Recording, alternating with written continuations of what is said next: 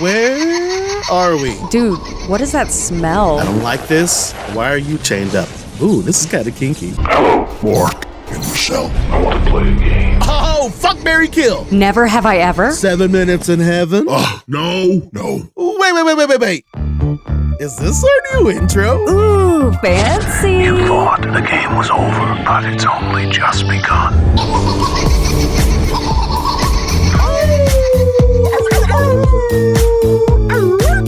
What's up, everybody? Bonjour. Welcome to another episode of Boo, You Whore. My name is Mark. And my name is Michelle. And Michelle, we are getting to one of my childhood favorites today. It's super campy, but I love it.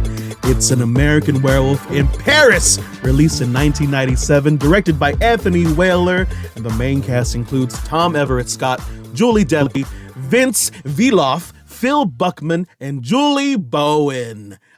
Julie Bowen from Modern Family, of course. Miss Claire Dunphy. Yes, ma'am, the one and only. So, Michelle, you ready to start us off on this 90-second recap today? This is hard, Mark. You know this is the first time I've seen this movie ever, but I'm ready. I'm excited. I'm excited to hear all of your hilarious thoughts. Oh, gosh. Okay, so there is there's wolves in the manholes eating people, and then we cut to 3 American dudes who are on a train, and they're like, we're roughing it through Europe. So they go to the Eiffel Tower, and oh, my clock's blurry.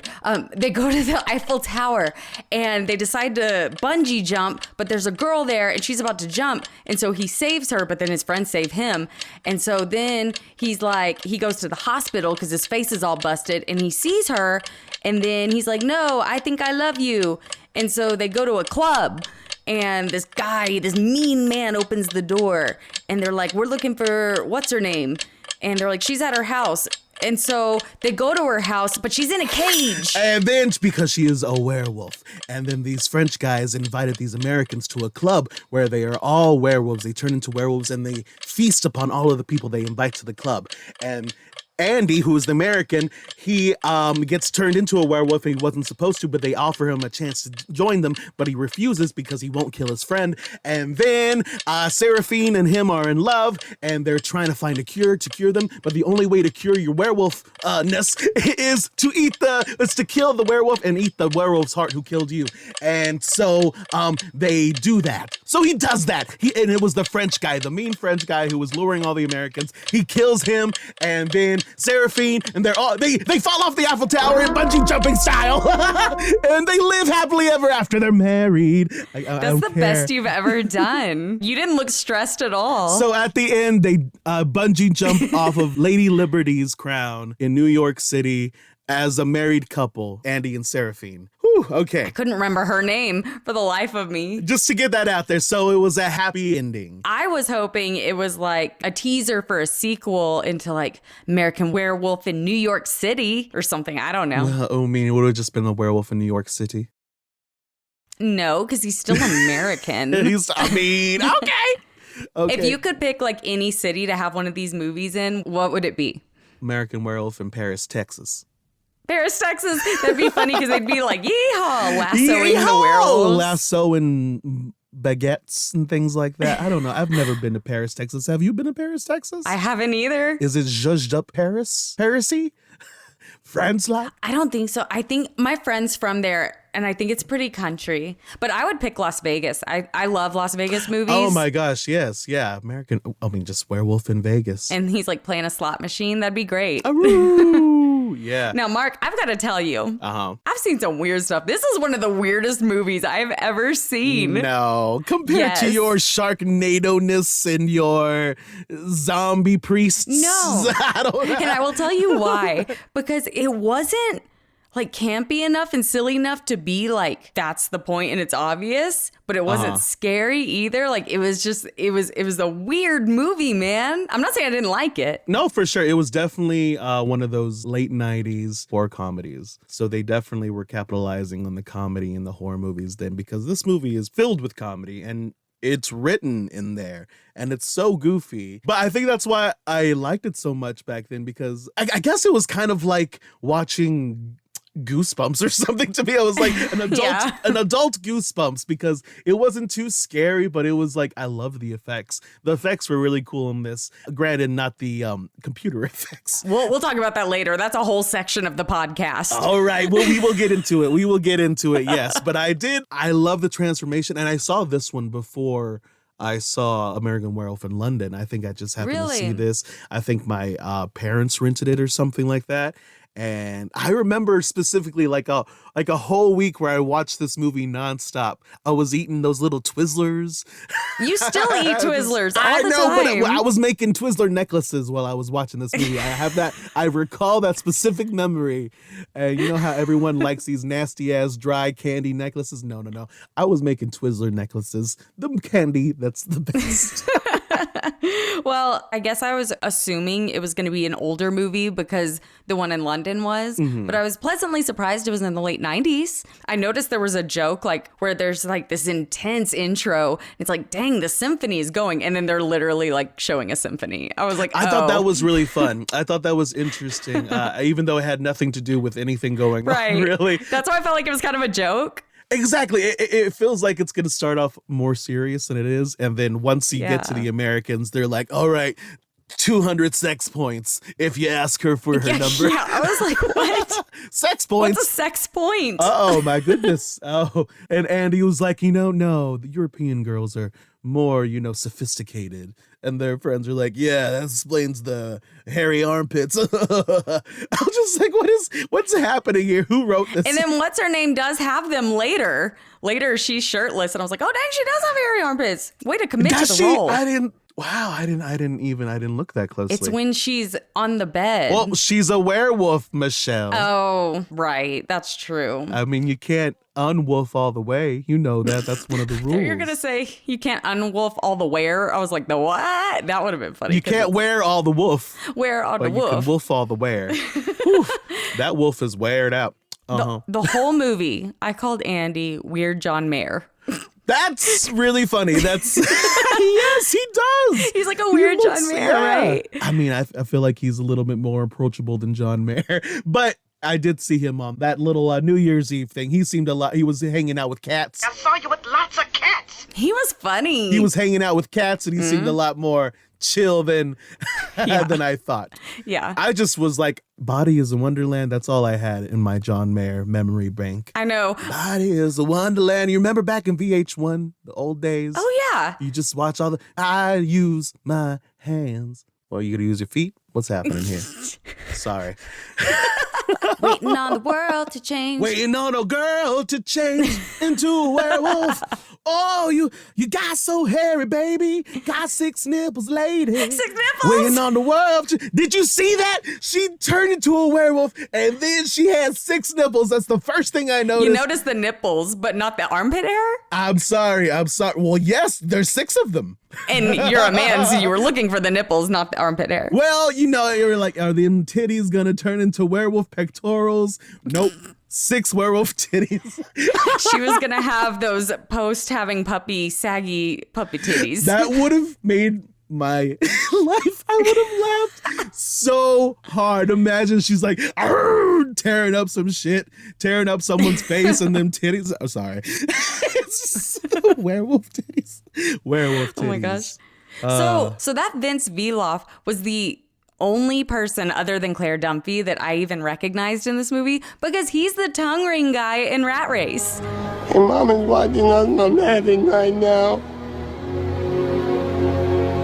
And what would she do? Because he has the tongue piercing that's infected. Right. Is that him? That's him. Oh, wow. Yeah. That's so funny. That is right. I love that guy. I love Rat Race. I think we've mentioned that on here before. But he is the manager of a bar in downtown Austin now. Like, he doesn't act anymore. He's just like a bar manager in a really successful bar on 6th Street. He has a couple great movies under his belt. Hey, he did it. He does. Yeah. So there was Weird John Mayer, Tongue Guy. Like, I had nicknames for everyone in this movie because I could not remember anyone's names.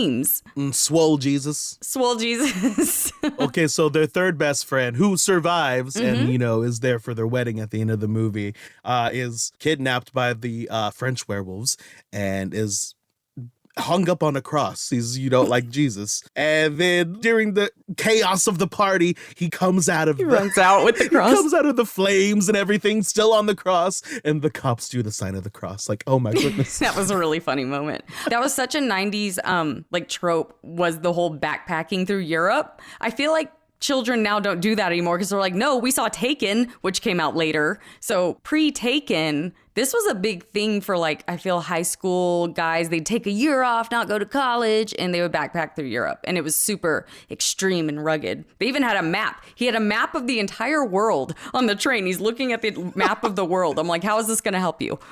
There are no roads. I know you kicked on my daughter, and I know you bit her. And if you do not return my daughter unlikened, then I will not like you, sir. Take it. Good luck. That's all he says. Is good luck. I will say there was one scary part that did truly scare me. It's when they're on top of the Eiffel Tower, and I don't like heights. I don't like standing close to the edge of something tall.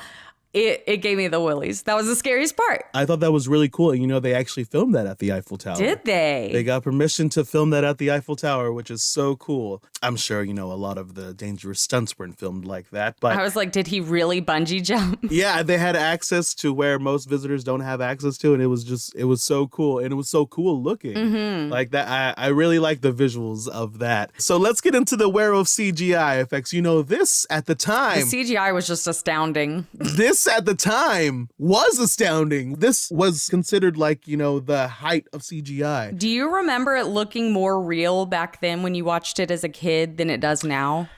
I don't want to say yes. Obviously, the things that are animatronics and everything. Obviously, yeah, I love anything animatronic. I wish they would have done more practical effects myself. Exactly. Anything that is practical effects, I love. But for the time, I guess it was great. I don't know.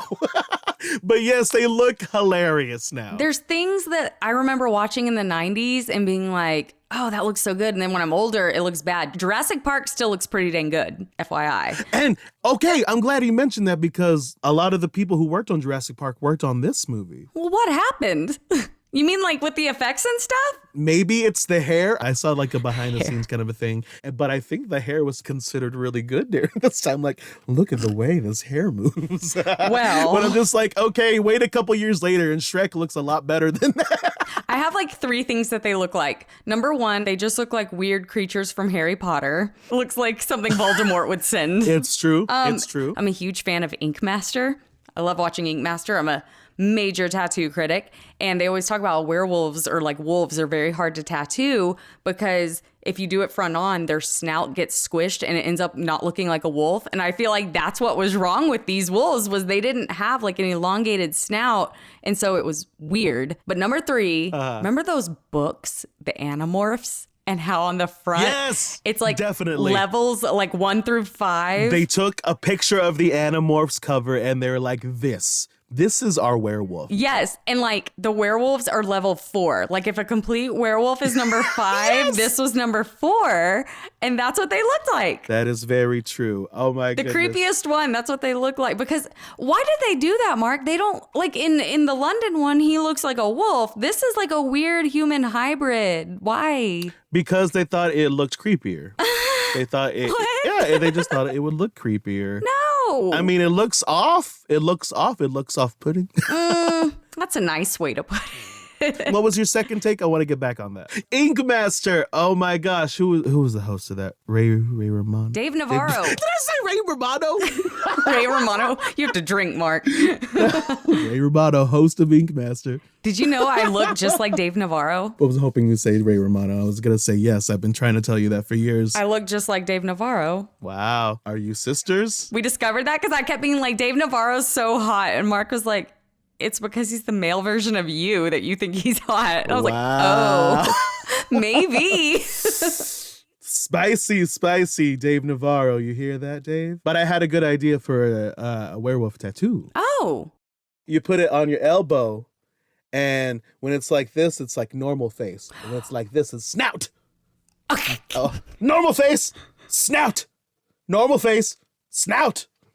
Maybe in the wrinkles, I don't really have wrinkles. Maybe when you're older When we're older, yes. When it all hangs over. That's a good elbow. That's a man elbow right there. We have nice firm elbows right now. Our weenuses are nice and strong. They are, and they're soft and No sandpaper weenus for me. Why are they called weenuses? I don't know. But like in 2004, someone discovered it and I've made a joke about it ever since. Did you happen to notice that the werewolves had like an extra joint in their legs? Yeah. So they have extra weenus skin too. Ooh. So they got more nipples, more weenuses. Return of the werewolf weenus. Werewolf Weenus was the name of my first high school band. I knew you were going to say something. I thought you were going to say that earlier. First time this season, beaches. Season 2.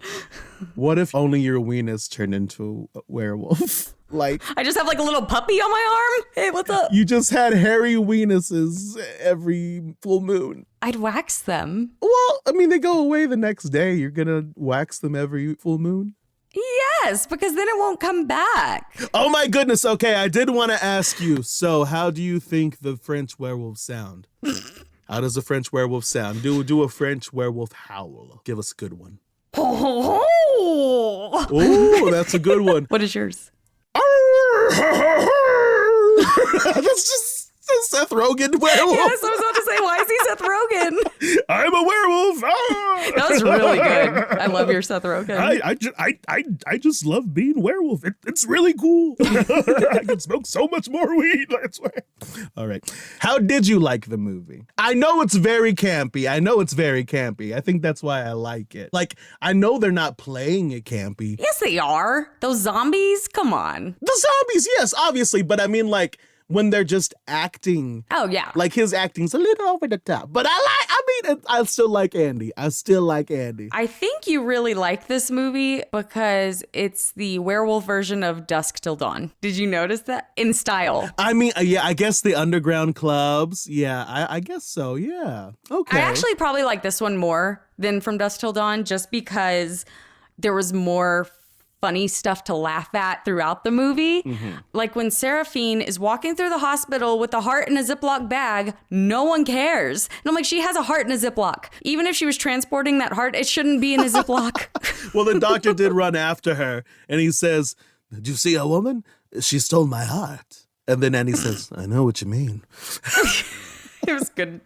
Good lines. It had great, like, one-liners. And I'm glad you brought up the zombies because that's definitely my favorite part. Julie Bowen. Mine too. Let's get back to her. I mean, Julie Bowen was perfect in this movie. Perfect. Like, in the world of everyone playing it campy, she was playing it comedy. And she delivered. I spent 4 years on the Stairmaster to get a package like this. You ripped through it like a lamb chop. Yes, she was so good. She is so comedically good in this movie. Yes. Like, she gets it. Like, there's nothing wrong with her performance because it's done so well.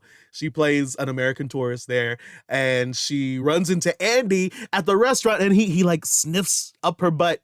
That's how they first meet and he's covered in meat juice. I was about to say, that was the worst. It was horrible when he's like biting and sucking that meat. Like, I already hate eating noises. It was all over his face. And then, like, ew, he was just gross. And then he approaches Claire Dunphy like that. And I was like, why?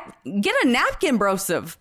I know. And would you be? I mean, I know the answer because you don't even eat meat. So some guy just came up to you and was like, "Hello," and was covered in meat juice. What the hell? No, I would be like, are you here with your mother? Like, did she not give you a bib? Like, she's so desperate for American attention that she's like, American? Which is weird because she's an American, so you would think she'd go to France and be like, ooh, a French guy. But she's looking for... That's like when people like go to Times Square and eat at Olive Garden. You can get that at home. That Times Square Olive Garden is pretty crazy. I will say it's a good time. Is it? Are there breadsticks extra buttery? It's a good party.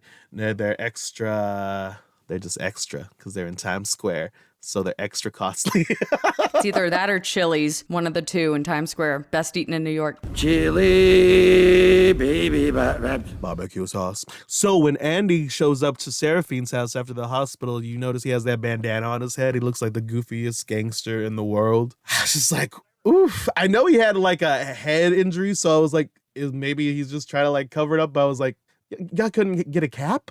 A cap? Well, then they give him his tough guy makeover, and he looks more like a dork afterward than before. I know, he looks even goofier. I was like, that's the worst makeover I've ever seen. He looks like the nerdy kid who shows up to play in The Sandlot. Smalls? Yeah, Smalls, along with the big old long-ass hat. build hat. Yes, Yeah. that's what he looked like. You're killing me, Smalls. It's like, Seraphine, hi. And oh my gosh, okay, so yes, when Andy and Seraphine are on their first date, the first question he asks her is, so, are your parents okay with us meeting? And she's like an old-ass woman, like... She's like 40. I know, it's just like, okay. I gotta go now. That would have been my cue. Like, okay, what?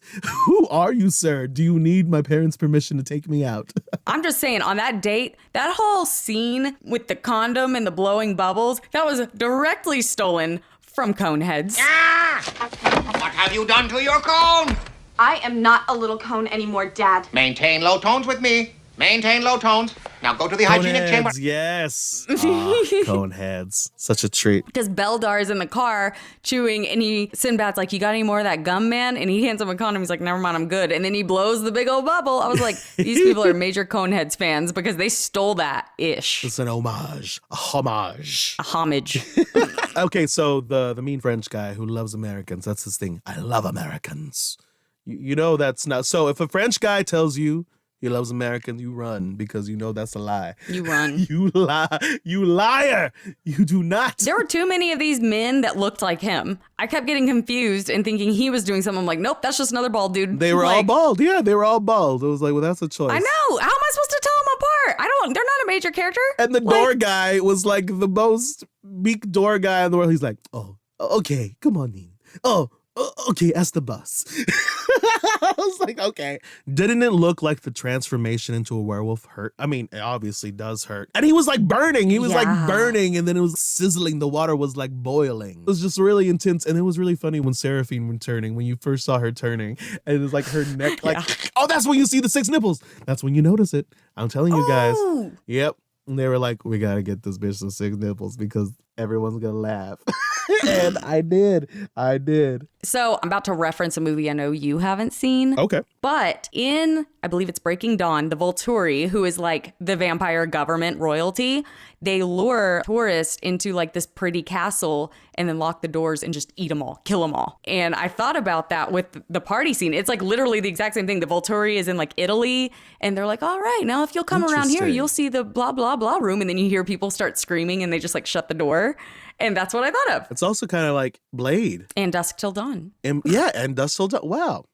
Interesting. Yeah. One thing I did like about so Julie Bowen's death, so she takes Andy to the graveyard because she's so horny, and they're doing it on a grave. They start getting hot and heavy. Who was it? Keith Morrison? Was it Keith? Not Keith Morrison. Keith Morrison's on freaking like Dateline 2020. Who am I thinking of? No, it was a dead arm from a dead body. Oh, that's terrible.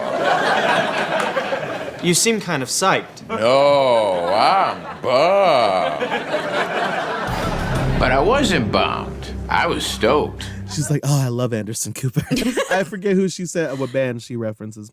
And then while he's chasing her, she's spraying her perfume, like, I guess to throw him off. Like she's going into crypts and like spraying the perfume. But I guess when I was a kid, I didn't really understand like what was happening. Okay, I didn't understand what was happening this time. I was like, is this lady nervous farting? And she's spraying perfume around That her. would make more sense. She's like, ah, shit. Oh no, my farts. I gotta spray so he doesn't smell me. So now it's just gonna smell like flowery ass. That's the scent that werewolves like. That's like Pepe Le Pew shit right there. The flowery ass. I like your French reference. You have so many of them. Pepe Le Pew. Oui, oui. Poor Pepe Le Pew. He's canceled, I think. He is? I think he only made a subtle cameo in the newest Space Jam movie. I think it was a whole thing because he's, always trying to molest that cat.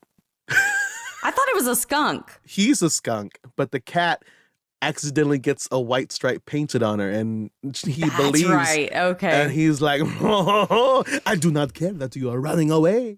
Please come to me and leave on my, I don't know, foie gras. Does she have 6 nips?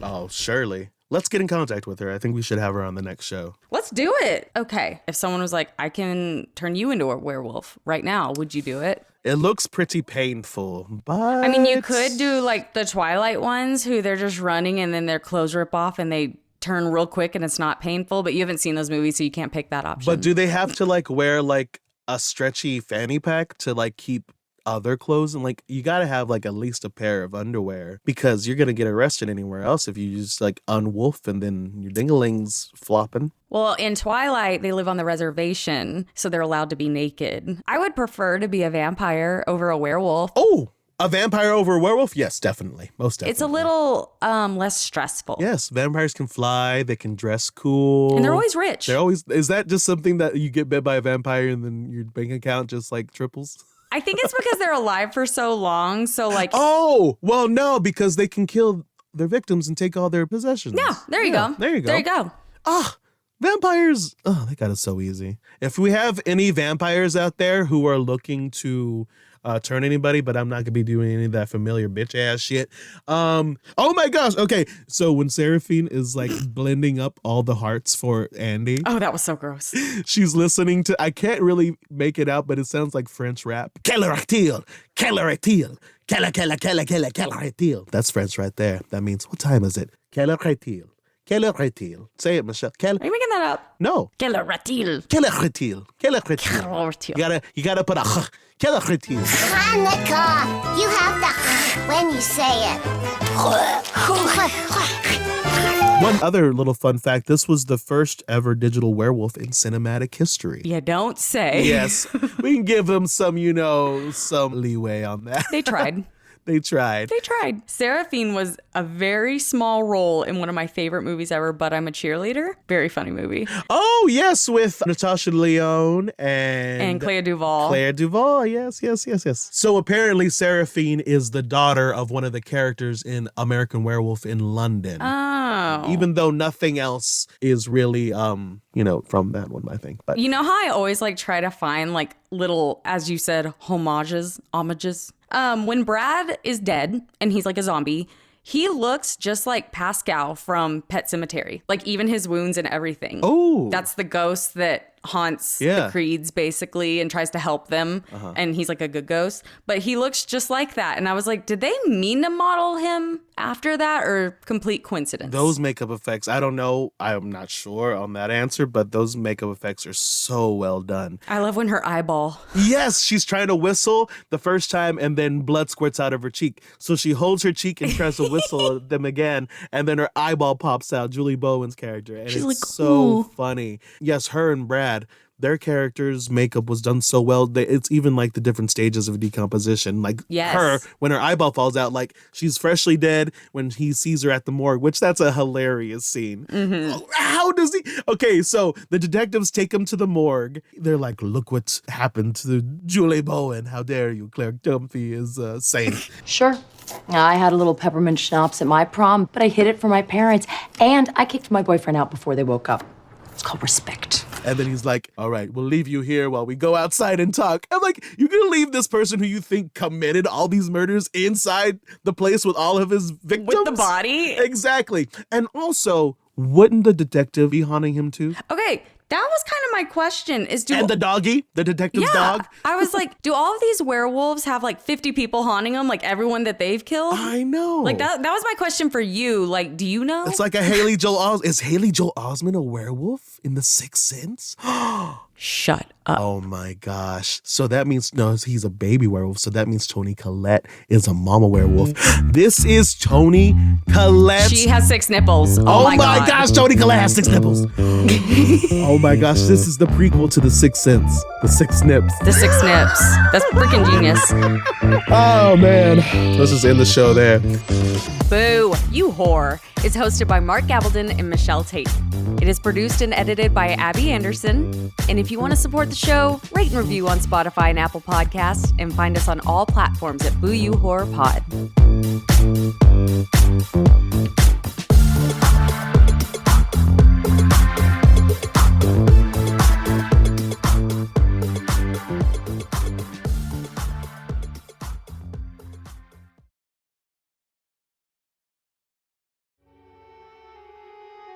Thanks for the lovely evening, douchebag. You really know how to show a girl a good time, don't you?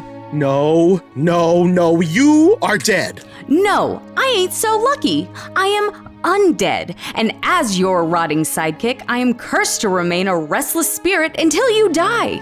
I waited 4 years on a Stairmaster to get a package like this, and you ripped through it like a lamb chop.